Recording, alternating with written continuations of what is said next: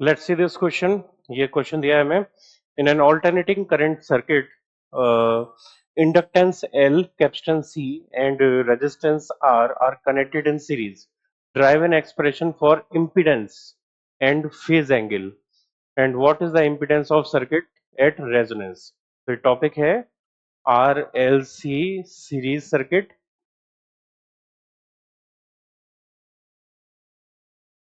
And इसमें सब topic है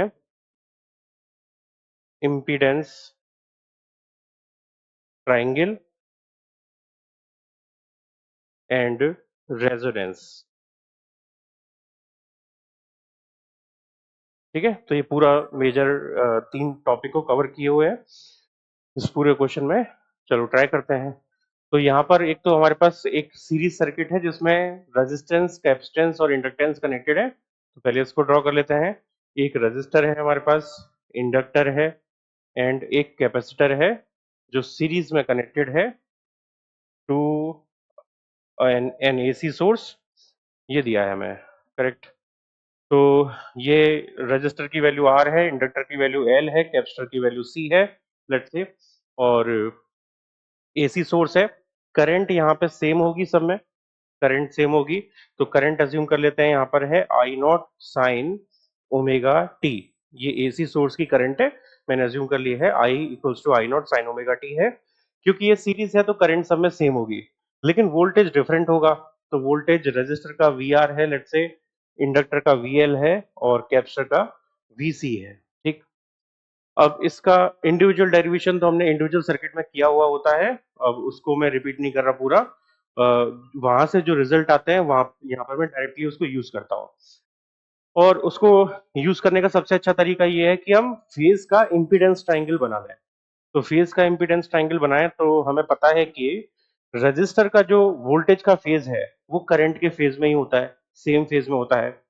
इंडक्टर का वोल्टेज करंट से 90 डिग्री लीड करता है और कैपेसिटर का वोल्टेज करंट से 90 डिग्री लैग करता है. तो इसका अगर हम फेजर डायग्राम बनाएं तो फेजर डायग्राम में रेफरेंस के लिए लेट्स से मैंने ये करंट ले ली. जो करंट है वो मैंने रेफरेंस लाइन के फॉर्म में ले लिया है. तो करंट है I naught sine omega T. तो हमें पता है जो वोल्टेज होगा रजिस्टर का वो इसी फेज में होगा. वैल्यू उसकी ज्यादा या कम हो सकती है डिपेंडिंग ऑन रजिस्टर की वैल्यू. मैं यहाँ पे कम अज्यूम कर ले रहा हूँ, तो वी आर मैंने वैल्यू कम ले ली है, लेकिन फेज सेम होगा. तो फेज यहाँ पे रेड कलर से मैंने रजिस्टर का दिखा दिया है. ऐसे ही जो इंडक्टर का वोल्टेज है वो करंट से 90 डिग्री लीड करता है, यानी 90 डिग्री ऊपर की ओर होगा. ये इंडक्टर वोल्टेज होगा 90 डिग्री करंट से लीड करता हुआ. एंड कैपेसिटर का वोल्टेज करंट से 90 डिग्री लैग करता हुआ होता है, यानी ये पिंक कलर से मैंने दिखा दिया है. ये कैपेसिटर का वोल्टेज आएगा 90 degree lagging from the current. ठीक है. अब इसका रिजल्ट हम निकालेंगे. तो रिजल्ट निकालने के लिए हमें पता होना चाहिए कि एक सर्किट में वीएल ज्यादा है या वीसी ज्यादा है. तो वो अभी नहीं पता है, तो मैं अज्यूम कर लेता हूं if VL is greater than VC. तो अगर VL ग्रेटर देन VC है तो इन दोनों के बीच में 180 डिग्री का एंगल है. तो यहाँ पर ये सिंपली माइनस हो जाएंगे. तो हमारे पास इनका रिजल्टेंट आएगा VL माइनस VC. ये VL और VC का रिजल्ट आ जाएगा VL माइनस VC. जैसे वेक्टर्स में करते हैं वैसे ही है सेम. तो हमारे पास दो वेक्टर्स बचेंगे, मतलब वेक्टर्स नहीं है लेकिन हम फेज की तरह कर रहे हैं तो वेक्टर्स की तरह कैलकुलेशन होगी. तो ये VL माइनस VC बचेगा और VR बचेगा. तो VL माइनस VC और VR का हम रिजल्टेंट निकालेंगे तो ये 90 डिग्री पर है, तो इनका रिजल्टेंट यहाँ कहीं आएगा. और रिजल्टेंट कितना होगा, under root R square plus VL minus VC whole square. Sorry, R square नहीं, VR स्क्वायर.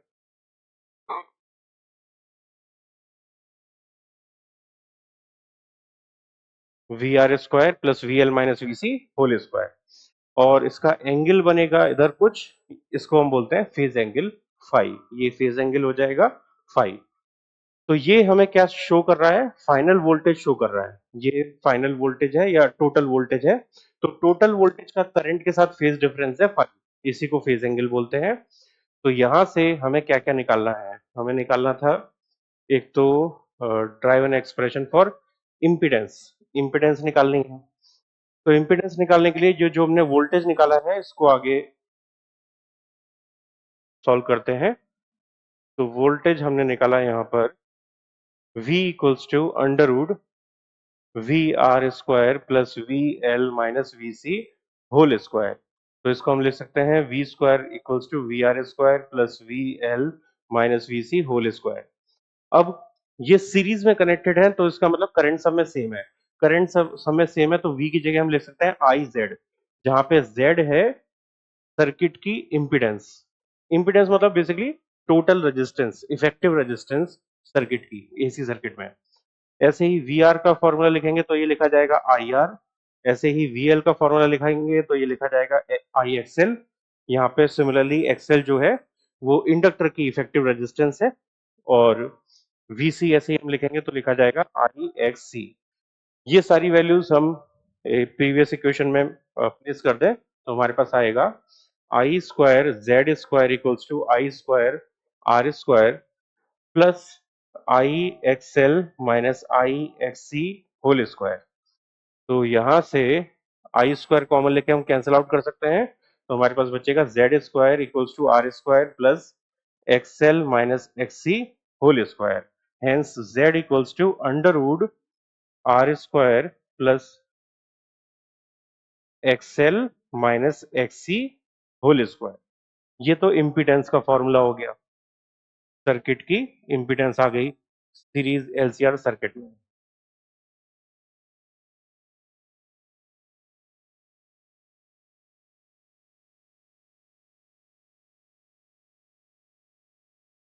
ठीक है, इम्पीडेंस ऑफ सीरीज एलसीआर या आरसीएल सर्किट, ये हमारे पास इम्पीडेंस का फॉर्मूला आ गया। इसके अलावा हमें निकालना था फेज एंगल। तो यहीं से हम देखें फेज एंगल, तो हम यहाँ पे cos phi, sine phi, tan phi कैसे भी करके निकाल सकते हैं। तो एक ही करके सारा देख लेते हैं। जैसे यहाँ से अगर मैं टेन फाई करके निकालूं तो टेन फाई होगा परपेंडिकुलर अपॉन बेस। तो टेन फाई परपेंडिकुलर हो जाएगा V L minus V C. ये perpendicular V L minus V C के इक्वल होगा, और जो बेस है वो वी आर के इक्वल होगा।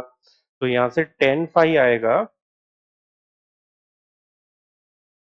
Ten phi is equals to V L minus V C. अभी इस केस में तो वी एल मैंने ज्यादा लिया था, लेकिन वी एल कम भी हो सकता है, तो यहाँ पे मैं मॉड्यूलस लगा सकता हूँ। तो V L minus V C divide by V R. अब क्योंकि करंट सेम है तो अगेन मैं वी एल की जगह आई एक्स एल लिख सकता हूँ, वी सी की जगह आई एक्स सी, वी आर की जगह आई आर। तो आई कॉमन लेके सब में से कट जाएगा, तो इसको आप ऐसे भी लिख सकते हैं X L minus X C divided by R. Again ये मॉडुलस में आएगा, डिपेंडिंग ऑन कि कौन ज्यादा है कौन छोटा है उसके अकॉर्डिंग लगाएंगे इसे। तो ये टेन फाई का फॉर्मूला आ गया। अब यहाँ से हमारे पास फाई निकालेंगे तो टेन इनवर्स दिस हो जाएगा। तो फेज एंगल टेन फाई यहीं से आ जाएगा हमारे पास, फेज एंगल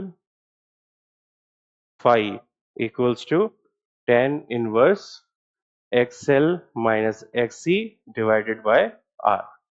ये फेज एंगल का फॉर्मूला।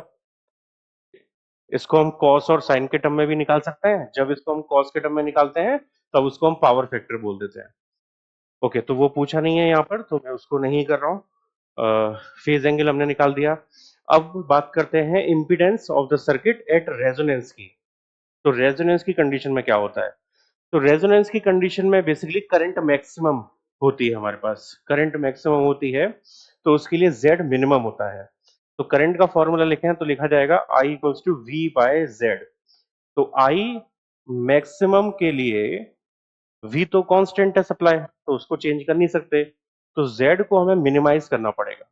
ठीक है, और Z मिनिमम तब होगा जब एक्सएल और एक्ससी इक्वल होंगे, या वीएल और वीसी इक्वल होंगे, यानी इंडक्टर का वोल्टेज और कैपेसिटर का वोल्टेज सेम होगा। तो आई तो सेम है ही ऑलरेडी, तो एक्सएल और एक्ससी भी सेम हो जाएंगे। इसको आगे सॉल्व करें तो एक्सएल का फॉर्मूला ओमेगा एल होता है, एक्ससी का formula one upon omega C होता है। तो यहाँ से omega equals to one upon under root L C आ जाएगा। इसको हम रेजोनेंट फ्रिक्वेंसी बोलते हैं। तो इस फ्रिक्वेंसी पे ये रिजल्ट आएगा, ये रेजोनेंट फ्रिक्वेंसी है।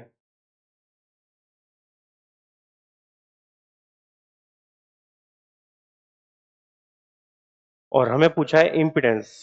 तो यहाँ पर इम्पीडेंस कितनी होगी? तो क्योंकि एक्सएल और एक्सी इक्वल है और जेड का फॉर्मूला होता है under root R square plus XL minus XC whole square, तो ये एक्सएल और एक्सी कैंसिल आउट हो जाएंगे, तो जेड इक्वल्स टू यहाँ से आएगा आर। ये जेड की मिनिमम वैल्यू है सीरीज एलसीआर सर्किट के लिए। तो रेजोनेंस के केस में जो इम्पीडेंस है सर्किट का वो रेजिस्टेंस के इक्वल आएगा।